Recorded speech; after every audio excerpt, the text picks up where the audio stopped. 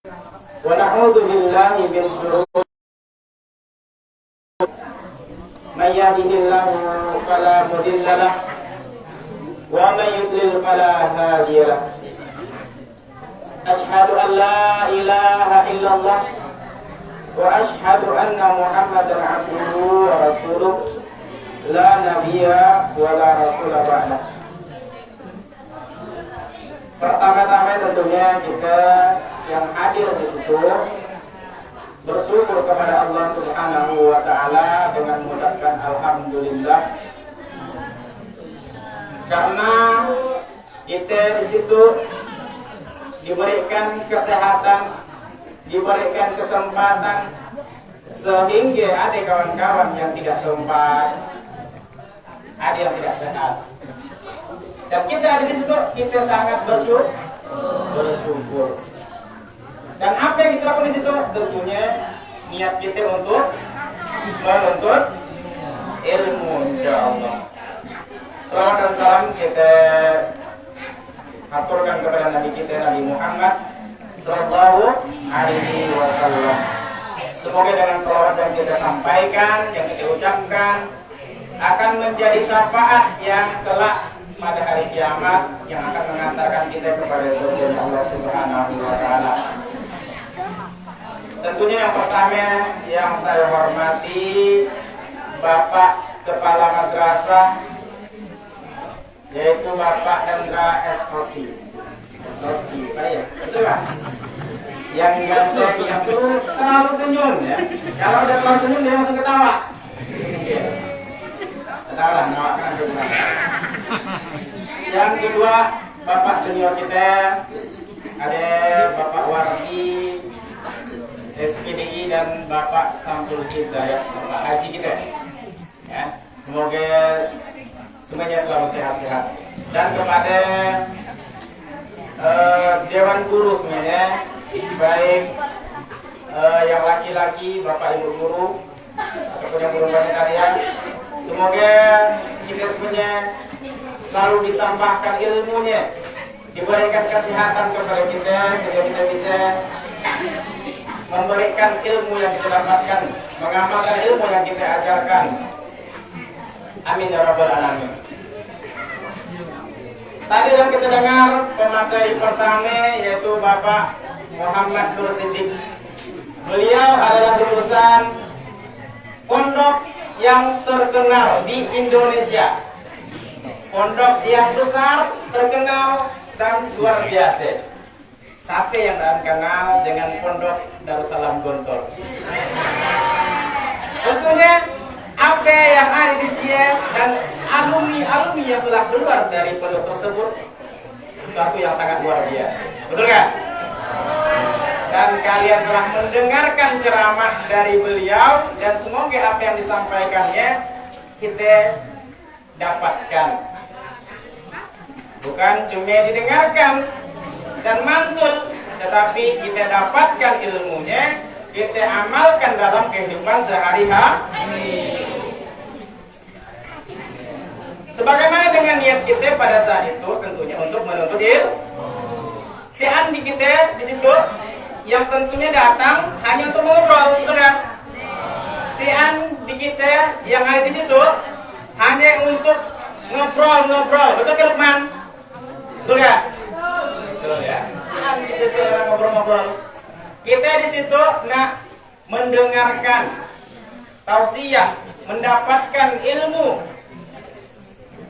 Tentunya kalau kita nak mendapatkan hal tersebut, kita harus mempersiapkan diri kita. Kita mempersiapkan mata kita agar pandangannya menghadap ke depan, bukan ke belakang, bukan ke bawah menungkuk, ataupun matanya dipajang tidur. Menyiapkan tangannya untuk menulis catatan-catatan agar ketika tangannya belum sempat, misalnya telinganya belum sempat mendengar, dicatat ya, biar apa? Ada yang nak dibawa balik, bukan cuma tinggal di situ kemudian bilang. Jadi saya ingatkan kembali, adanya kita di situ yang pertama untuk menuntut ilmu ya. Karena niat adalah sesuatu yang sangat utami ketika kita ingin menuntut ilmu. Kalau niatnya udah salah, maka ilmunya tidak akan didapatkan. Ya. Perhatikan kawannya, ditegur kalau ada yang salah. Kita besok ingin mendengarkan tausiah atau ceramah mengenai Maulid Nabi Muhammad SAW. Coba kita perhatikan dulu. Nabi Muhammad SAW itu adalah Nabi terakhir. Udah kalian hafal tuh. Ketika kalian masih SD, kalian menghafal nama-nama Nabi. Adam, Idris, Nuh, Hud, Saleh, kan? Sampai dengan Nabi Muhammad Sallallahu Alaihi Wasallam. Betul kan Reza? Nah, coba duduknya dibenarkan. Usah memandang indra tolen. Kalau memandang tolen bahaya. Masalahnya dipandang indra, gitu kan? Dan Rasulullah SAW hadir di muka bumi itu Allah utus kepada kita tentunya dengan satu tujuan. Rasulullah berpesan, bersabda, innama bu'itsu liutammima makarimul akhlak. Sesungguhnya kata Rasulullah, aku diutus di muka bumi ini hanyalah untuk menyempurnakan akhlak manusia. Manusia berarti ada akhlak manusia yang salah atau jelek. Di mana ketika Rasulullah ada di Mekah, zaman ia dikenal dengan zaman jahiliyah, zaman kebodohan, di mana orang bersenang-senang, mabuk-mabukan, berbuat dosa. Ya, itu zaman jahili. Jangan sampai zaman jahiliyah akan terjadi lagi di kita.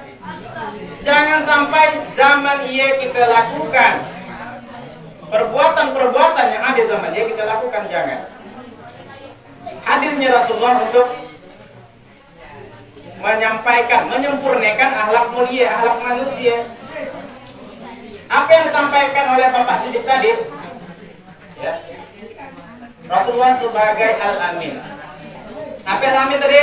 Dapat dipercaya. Dapat dipercaya. Kita di situ tentunya untuk meneladani, mencontoh apa yang ada pada diri Rasulullah sebagai uswatun hasanah. Jujur, dapat dipercaya. Apakah kita seperti ini? Coba kita bercermin terhadap diri kita. Apakah diri saya ini bisa dipercaya orang-orang? Ketika saya menyampaikan suatu ucapan, apakah saya bisa dipercaya? Tentunya hal tersebut tergantung dengan latar belakang kita. Apa yang telah kita lakukan sebelumnya, sehingga kita bisa dipercaya atau tidak. Tentunya semua hal sifat-sifat Rasulullah yang ingin kita ingati, ingin kita turuti adalah untuk memperbaiki sifat-sifat kita yang jelek. Betul ya, kata salah satu dosen, guru juga yang ada di Pondok Darussalam Gontor. Masalah kita pada saat itu, ya, ingatkan ya, ditulis betul-betul. Masalah kita yang ada pada saat itu adalah kehilangan adab. Dicatat, diingat, didengarkan baik-baik bahwasanya masalah yang terjadi pada zaman itu di negeri kita, di lingkungan kita adalah kehilangan adab. Yang mana bahwasanya adab itu adalah sesuatu yang penting, akar dari ilmu. Seorang berilmu tapi tidak beradab, maka ilmunya akan sia-sia. Tapi ketika seorang beradab, meskipun ilmunya sedikit, maka dia akan digelulukan, akan dibanggakan. Karena ketika kita sebagai manusia memandang orang itu bukan cuma melihat lihat mukanya tolen, bukan mendengar namanya tolen, menyebut namanya tolen, tapi kita lihat sikap dan perilakunya sehari-hari. Bagaimana ketika misalnya Lukman, ketika ada orang ngomong, apakah dia ketawa tolen, ataupun di mana, atau kemana misalnya Indra, ketika di lingkungan masyarakat, ataupun Reza misalnya. Ketika ada orang ngomong, apakah didengarkannya? Itu akan tergambar dari sikap dan perilaku kita sehari-hari dan apa yang kita lakukan di sekitar lingkungan kita.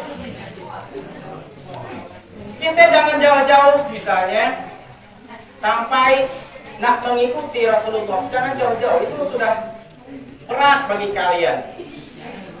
Untuk hal sepele aja tidak bisa, ya. Jujur kepada diri sendiri tidak bisa. Kalau Rasulullah manusia yang sempurna, karena Rasulullah dibebaskan dari kesalahan, dibebaskan dari dosa. Kita sebagai hambanya Allah, umat Rasulullah, kita diperintahkan untuk mengikuti Rasulullah, mengikuti setiap jejak langkahnya, sifat-sifatnya kita ikuti semuanya. Tapi coba sifat-sifat yang utama kita ikuti, sifat jujurnya, ketika berbicara, ketika berbuat, itu kita ikuti. Mulai dari hal terkecil di lingkungan kita, lingkungan pribadi kita, usaha yang jauh-jauh di lingkungan masyarakat. Coba kita perhatikan diri kita, bercermin kepada diri kita saat itu, muka kita. Kalian bayangkan bagaimana sikap kita terhadap diri kita seorang, kemudian kepada kawan kita, kemudian kepada keluarga kita.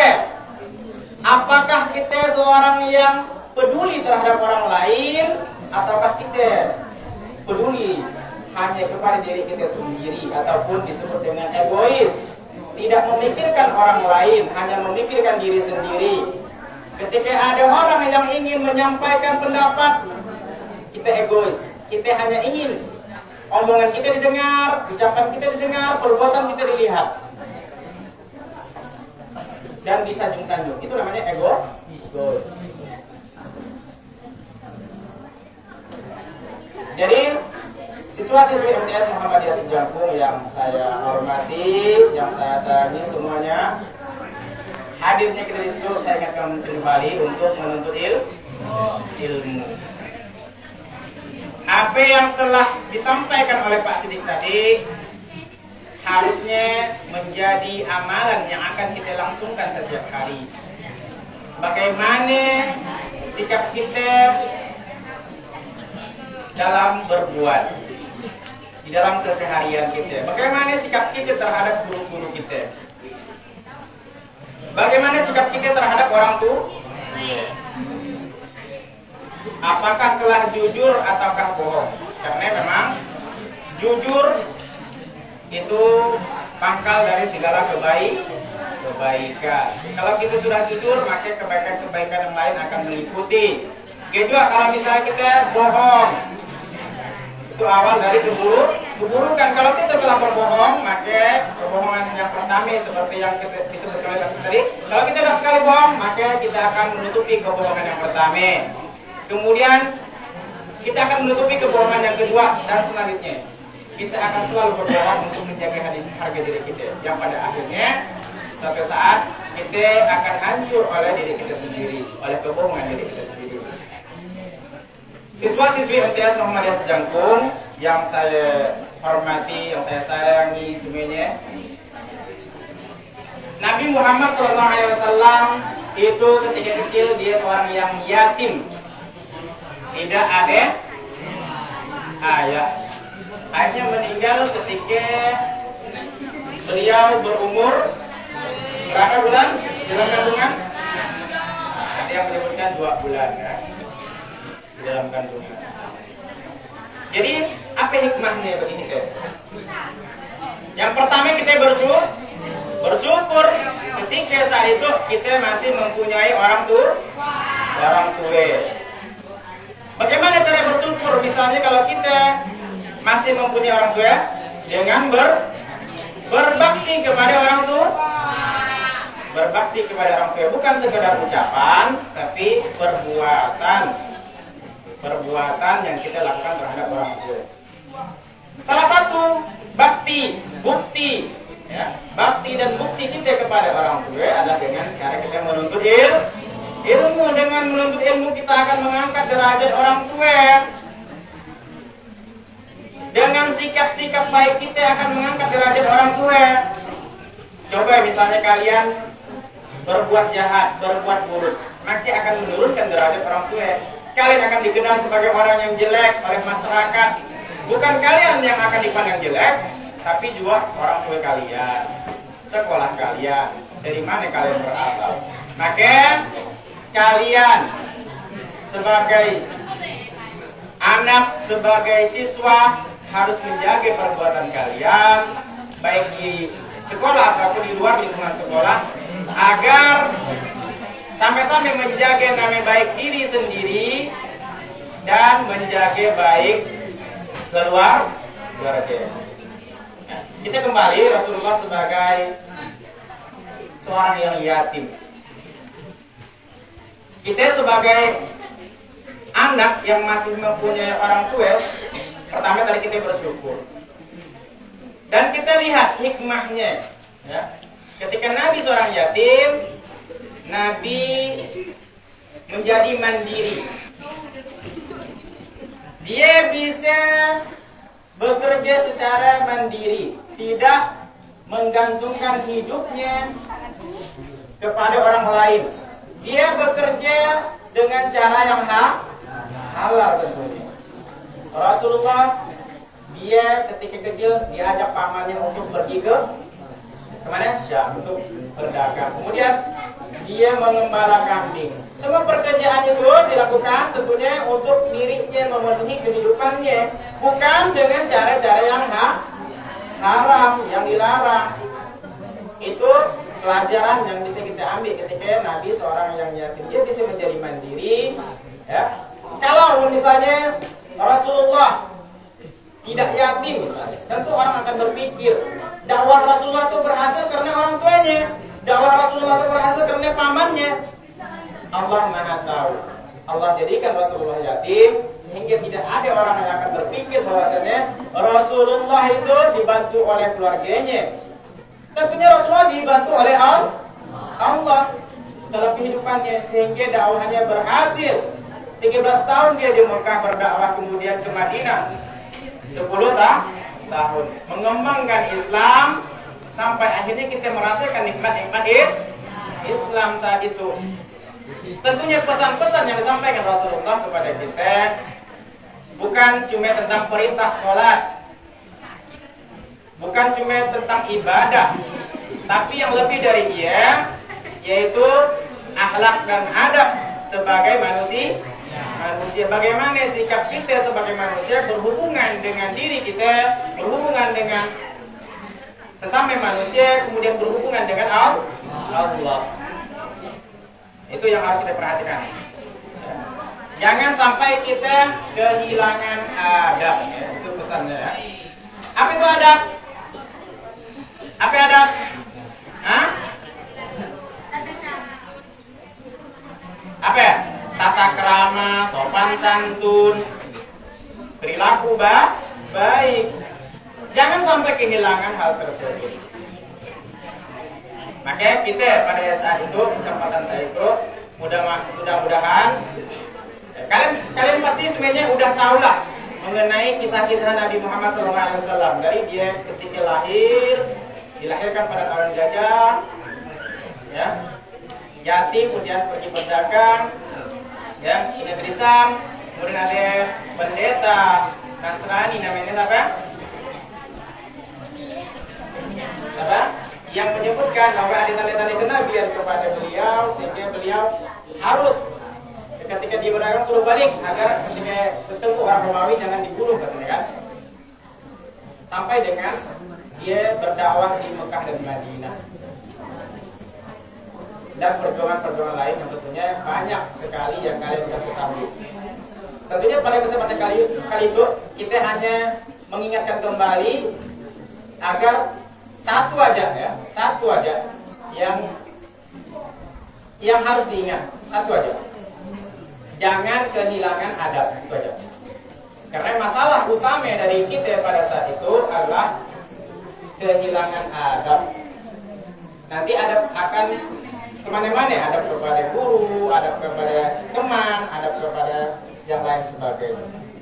Mungkin sedikit itu mudah-mudahan menjadi manfaat baik untuk diri saya pribadi